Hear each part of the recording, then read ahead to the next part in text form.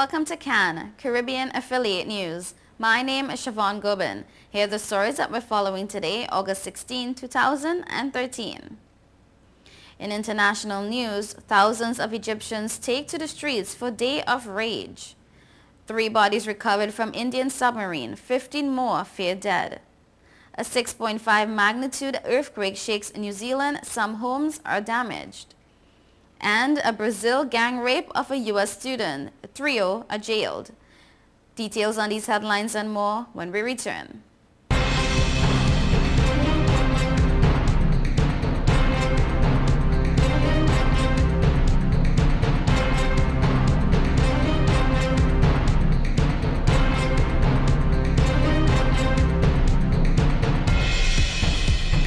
Hey, excuse me, if you see me smiling, that's 'cause I'm chilling on Total Caribbean Network.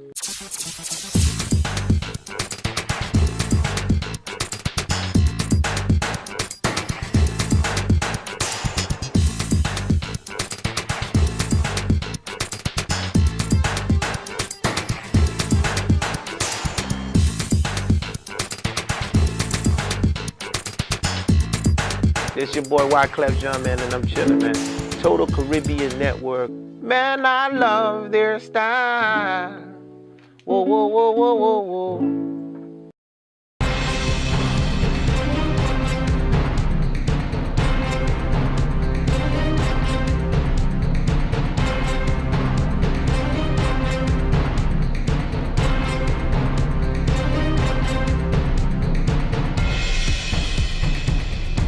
Welcome back to CAN, Caribbean Affiliate News. My name is Siobhan Gobin, and this segment of the news is sponsored by Total Caribbean Network.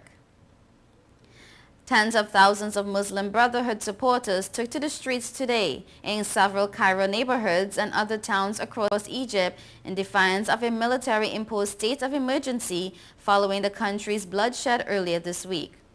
The protesters poured out of mosques after traditional midday prayers, responding to the Muslim Brotherhood's call for a day of rage as armored military vehicles sealed off main squares in the Egyptian capital and troops with machine guns stood at the ready on key junctions. Thousands marched on one of the bridges across the Nile River in Cairo, chanting in support of the Brotherhood and against the military coup. The protest swelled, ignited by the outrage over the deaths of 638 people on Wednesday when riot police backed by armored vehicles, snipers and bulldozers smashed 2 sit-ins in Cairo where ousted President Mohamed Morsi's supporters had been camped out for 6 weeks to demand his reinstatement. The assault triggered running battles and deadly clashes between security forces and Morsi's supporters elsewhere in Egypt, prompting the Interior Ministry to authorize the use of deadly force against anyone targeting police and state institutions. Egypt, the Arab world's most populous nation, has been sharply polarized since the military removed Morsi from power on July 3rd, following days of mass protests against him and his Brotherhood group. But Morsi's supporters have remained defiant, demanding the coup be overturned. The international community has urged both sides in Egypt to show restraint and end the turmoil engulfing the nation. More than 40 policemen were also killed on Wednesday and dozens of churches were attacked as violence swept several provinces. Many of Morsi's supporters have voiced criticism at Egypt's Christian minority for largely supporting the military's decision to oust him from office.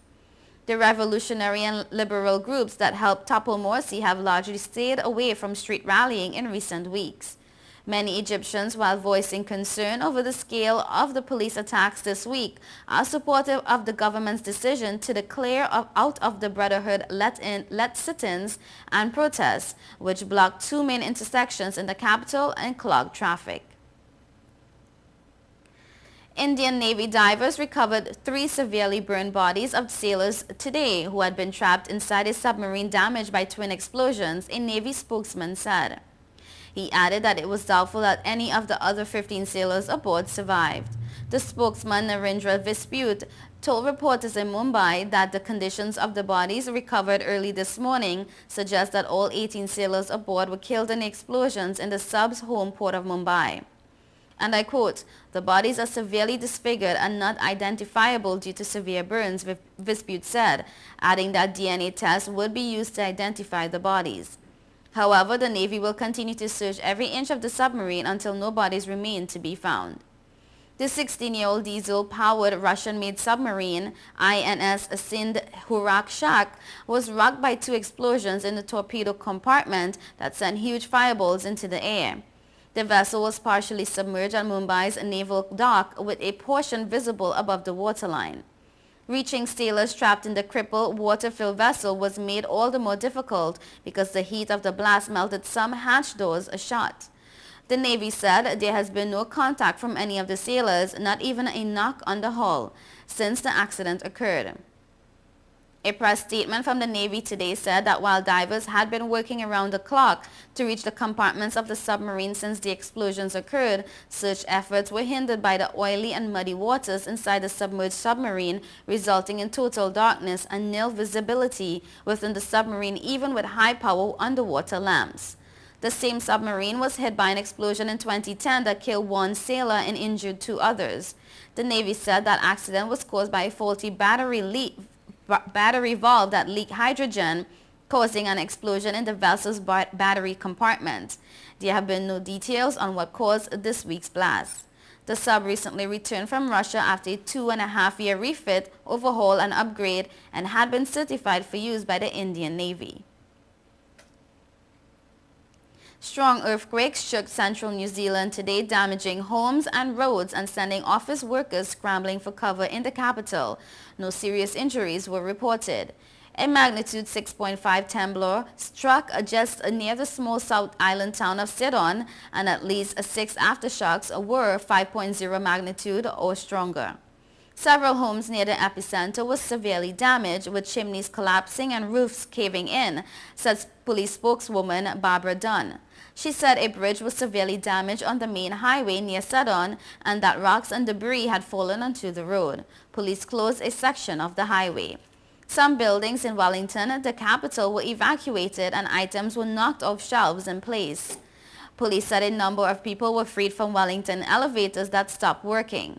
The initial tremor also forced the nation's stock exchange to close for more than half an hour. Wellington Mayor Celia Wade Brown said there was no major damage to the city's infrastructure or office buildings. She said highways had become clogged as people left the city. The U.S. Geological Survey said the epicenter of the initial tremor was 95 kilometers west of Wellington at a depth of 10 kilometers. A quake of similar strength in the same area 3 weeks ago broke water mains, smashed windows, and downed power lines. Caroline Little, a seismologist with New Zealand quake monitoring agency GeoNet, said the series of quakes since July had followed an unusual pattern. Little said the July quake was on a fault line near Sidon that had not previously been mapped. She said it was too early to determine if today's quakes were on that same fault. A different fault line runs through Wellington, and many in the city fear an earthquake along that fault could result in a major disaster. New Zealand is part of the so-called Pacific Ring of Fire that has regular seismic activity. A severe earthquake in the city of Christchurch in 2011 killed 185 people and destroyed much of the city's downtown. Local authorities issued no tsunami warnings after the quakes. 3 men have been jailed for almost 120 years for brutally raping an American student on a bus in Rio. The 6-hour ordeal began after midnight on March 30th when the victim and her French boyfriend caught a public minibus in the Copacabana beach area. They were on their way to the popular nightlife district of Lapa. 2 men who boarded the bus at the same time robbed the rest of the passengers and ordered them to get off. They then handcuffed the couple, beating the Frenchman with a metal bar and raping the 21-year-old American as they drove around the city. The driver of the vehicle, 20-year-old Jonathan De Souza, and Wallace De Souza Silva, 21, were each jailed for 49 years and 3 months for robbery, rape, extortion, and corruption of minors. Under Brazilian law, they will serve a maximum of 30 years. Another defendant, 21-year-old Carlos Armando Costa dos Santos, who was not present at the start of the assault, was sentenced to 21 years for rape and extortion. A minor detained in connection with the rape has yet to be tried. The attackers also went on a shopping spree with the couple's credit cards, forcing the woman to return to the apartment where she was staying to fetch another card. They were arrested a few days later. In his ruling in Rio, Judge Guilherme Schilling Polo said the young American woman had been humiliated in a cowardly manner and the brutal act of her assailants had caused disgust and indignation. You're watching Caribbean Affiliate News. We will be right back. 5 million customers use Leica Mobile for affordable international mobile calls, connecting over 2.5 million mobile calls daily, helping our customers stay in touch with their loved ones, whether they be in Asia, Africa, Europe, or the rest of the world. Every 5 seconds, a new Leica Mobile customer joins our growing family, helping you to make affordable international calls across the world. Leica Mobile. Call the world for less. Hey, excuse me, if you see me smiling, that's 'cause I'm chilling on Total Caribbean Network.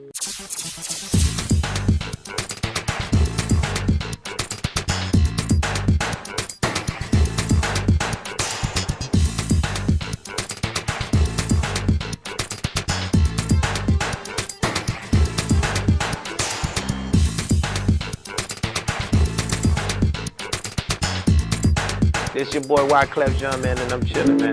Total Caribbean Network. Man, I love their style. Whoa, whoa, whoa, whoa, whoa, whoa.